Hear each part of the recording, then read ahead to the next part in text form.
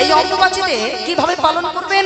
এগুলো শক্তি স্বরূপা, মানে মা কালী, মা দুর্গা, মা লক্ষ্মী, মা চণ্ডী, যারা শক্তির পূজা করেন, এই মায়ের মূর্তিগুলো লাল কাপড় দিয়ে ঢেকে রাখবেন। তাই বলে ভোগ দিতে যেন ভুলে যাবেন না বাবা। একটা জিনিস ভালো করে বুঝবেন, অম্বুবাচী এই তিথিতে মাতা ধরিত্রী হয়েছিল রজস্বলা।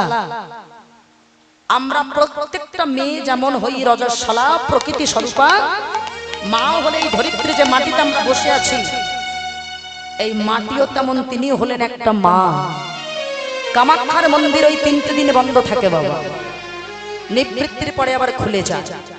ভালো করে বুঝবেন, মায়েরা যখন রজস্বলা হয় তখন কি মায়েরা খাওয়া দাওয়া বন্ধ করে আমরা বসে থাকি? তাহলে মা যদি রজস্বলা হয়, মার কেন খাওয়াটা বন্ধ থাকবে? আপনারা কি করবেন? প্রবৃত্তি মানে অম্বুবাচী তিথি শুরু হওয়ার আগে মায়ের যেগুলো শক্তি স্বরূপানা সবার মূর্তি লাল কাপড় দিয়ে ঢেকে দেবেন। কিন্তু প্রতিদিন আপনারা প্রসাদ নিবেদন করতে ভুলবেন না। মাকে